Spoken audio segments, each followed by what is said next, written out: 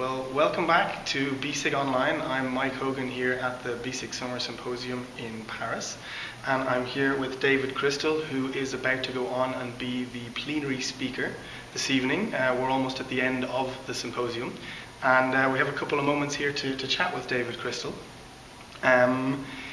He's a man who I imagine needs no introduction and has probably heard many introductions to himself over the years, has written or been involved in over 100 books, has received an OBE for his service to the English language, and I thought today it would be nice to maybe ask you, well, first of all, thank you very much for coming along. Well, it's a pleasure. Nice to see everybody, sort of. Sort of, exactly. We'll be putting this on YouTube after the interview as well. Okay, fine. I thought maybe the viewers out there would be interested to find out from you how it all began. What, the writing side or the interest in language side? Because they're different. How about both? Or well, from the angle you prefer to answer it from? Well, the interest in language comes, I think, from growing up in a bilingual part of the world. Certainly in my case. Mm-hmm. I grew up in North Wales. There was English at home, and on the streets there was English and Welsh, and also Gaelic. Irish Gaelic, because this was Holyhead. Of course. As near to Dublin as you can get, really. Yeah, absolutely. I remember being very confused. I can distinctly remember at round about age 3, and I know it was 3 because I checked with my mum later on, how it was that I could understand you, but I couldn't understand you. What's going on here? Mm-hmm. And I was told that one language was called English and the other language was called Welsh. And some people spoke the one and some people spoke the other. So I said, why can't I speak Welsh? And they said, well, I explained. So I said, do we have anybody who speaks Welsh? Uncle Joe spoke Welsh. So we used to go to Uncle Joe's house, and he sensed my interest and he started talking to me in Welsh. And as a kid, you pick these things up so easily. Yeah. So I ended up being not bilingual, but certainly sort of semi-lingual in 2 languages. And that curiosity was then fostered by other language experiences at a very young age. I was brought up a Catholic. I served Mass, learned Latin, therefore, in those days. This was a Latin dialogue that was going on. Another interesting language. Started making up my own languages by about age 8 and 9, playing with the thing, as people do. Then went to secondary school, got French there, and Greek, and more Latin, and a bit of German. Went to university to do English language and literature, but the history of the English language meant not just English, but also Old Norse and Gothic and things like that, the related Germanic languages.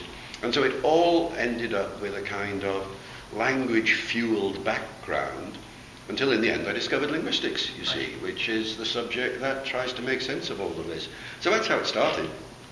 And then the writing side begins when, and it's always been that way ever since, people ask you questions and say, why is it such and such, whatever the question is.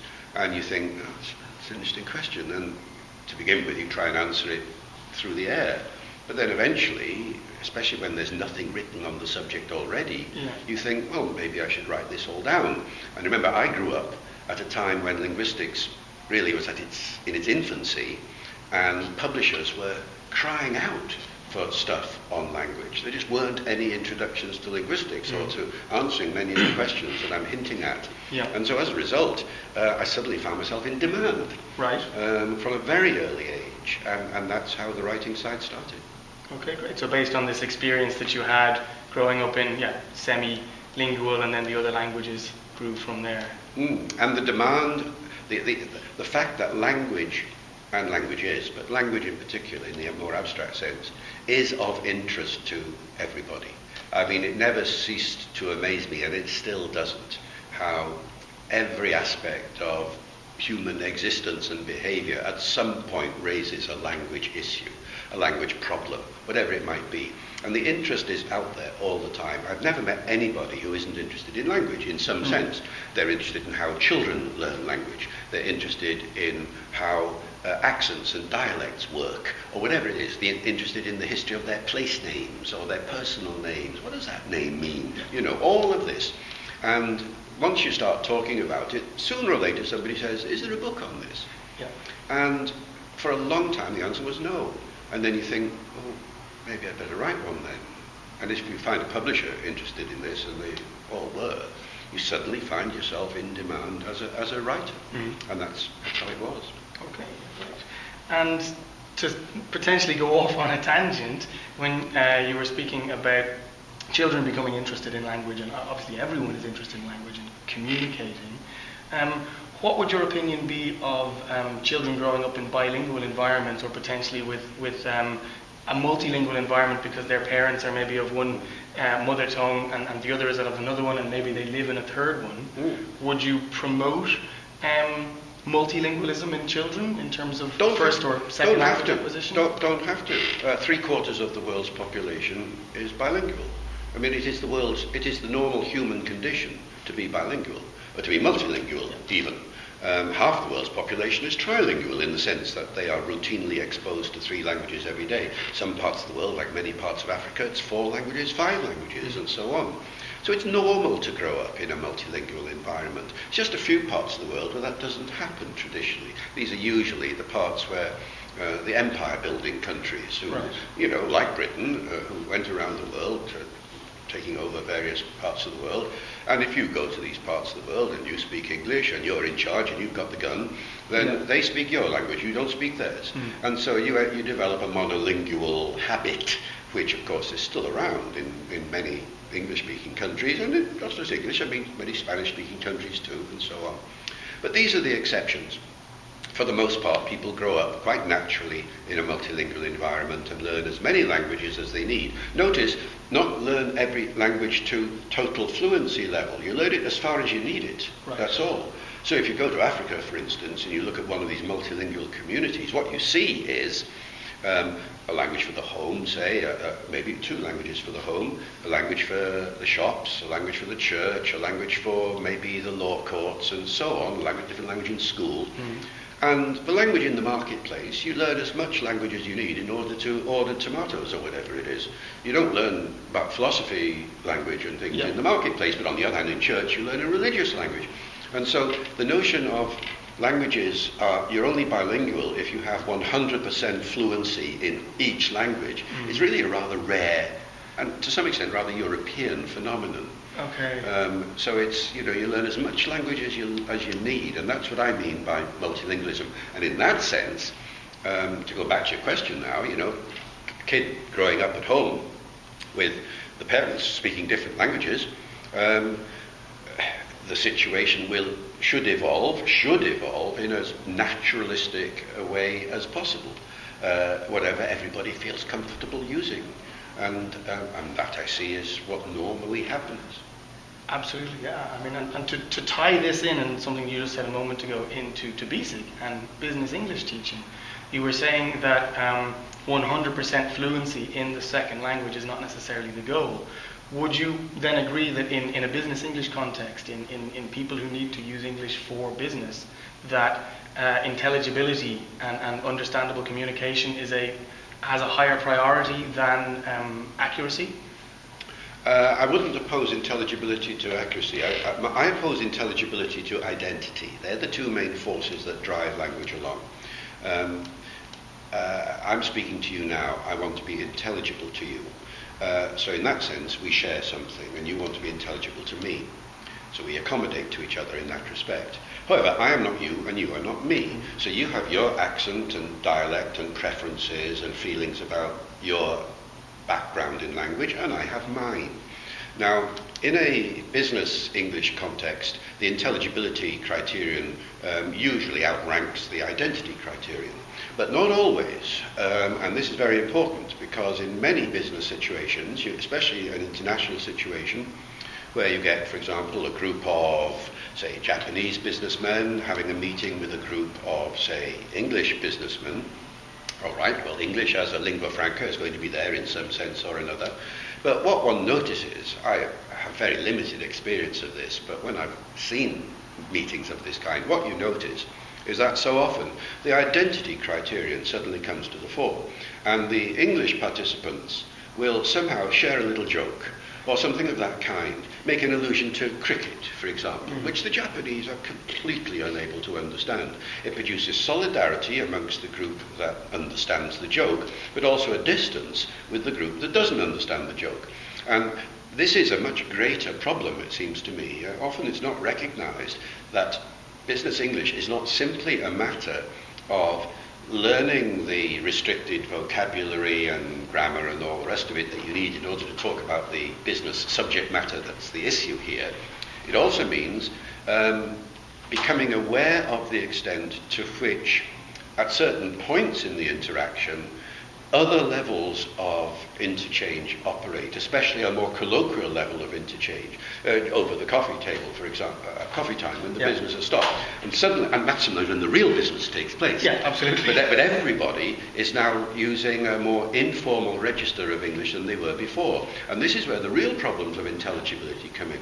Because, the English guys might talk about, the food or the weather or cricket or anything, but in a colloquial way, using idioms that they wouldn't have dreamt of using in the formal context earlier. Yeah. And conversely, of course, similar sorts of issues might come from the other side, which will leave the English speakers cold, because they won't understand what's going on there.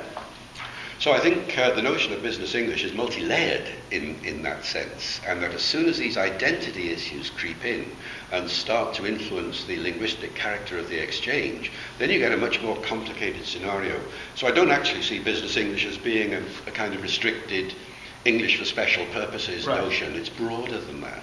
And do you think that it would be beneficial to, in teaching our learners the language of communication and accommodation strategies and things like that, do you think it would be beneficial to also inform them or teach them about exactly what you've been speaking about now? I think it's absolutely essential, and especially these days when English has become a global language, as we all know, and therefore the varieties of international English that the non-English speaker is likely to encounter are more various than they were before. I'll tell you a story to illustrate the point.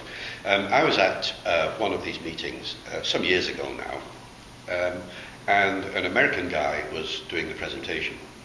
And at one point, he made an observation, and one of the second language learners in the room put a hand up and said, "Excuse me, what do you mean?" The guy had said, he asked a certain type of question, and the American guy said, "Oh, that was from out of left field," he said. And the questioner sort of looked puzzled, and he then went on to answer it a bit. But she turned to me and said, "What does from out of left field mean?" And I said, "I don't know." I know now. Yeah. But at the time I did not. I did not know, but it was a metaphor from baseball, and that it refers to a ball coming from an unexpected direction around the field, and therefore to be out of left field means, to come out of left field means it was unexpected. So what he meant was, that was an unexpected question. That's all he meant. Well, these days I would have said to the American guy, "That's really not cricket. You need to play that with a straight bat or something," and thrust my idioms back at him, just to make the point, make him aware that he was using a level of discourse that was a little beyond, evidently, not just the colloquial level of the foreigners, but the colloquial level of me. This is English versus American English here. Now, who's going to turn up at these meetings that we're talking about, these internet, with huge global organizations? In come these people speaking British English, American English, Australian English, and these days, of course, Indian English, Singaporean English, Ghanaian English, or whatever. And these are varieties of English which are evolving an increasingly distinctive local character, local standards, not to the extent that they're mutually unintelligible 90% of the time, but that 10% or so of distinctiveness can pose problems. And so I think it's very important that into the curricula that deal with these things, a notion of global English variation is introduced. It doesn't operate so much at the level of formal printed English, but as soon as you get to informal written English, and especially to informal spoken English, you increasingly encounter these differences. And they can throw people off balance. They can be suddenly an interference, because in a business context, people don't like to say, "Excuse me, what did you mean?" Half of it is you lose face. Sometimes a misunderstanding can have ripples that could possibly lead to a serious difficulty at some point. Absolutely, a relationship damaging issue that's just occurred through a turn of phrase that someone chose to use. Yeah, or a misunderstanding where somebody can end up completely misinterpreting a line in a contract, for instance. Brilliant. Okay, great. Well, thank you very much for this insight and for your thoughts on this whole subject. I'm really sorry I could speak to you for the next couple of hours, but I know you have a plenary talk to give. Well, I'm very much an amateur in this respect. I'm not a business English specialist at all, but I have fortunately managed to be in a few contexts where I've had to work with business people, and so I've picked up some of these stories from there. But it's a fascinating world. Absolutely. World. Yeah, no, it really is. Brilliant. Well then, thank you very much for giving us a couple of words today. And I'm sure our viewers out there were very, very interested. And for those of you out there, if you get the chance to come to a BESIG event or another event in the future where David might be giving a talk, then please do come along and you can hear more from his experience and his wisdom. And I would say from me, thank you very much as well. That's it for now, and stay tuned for more interviews to come soon. Yeah, thanks very much.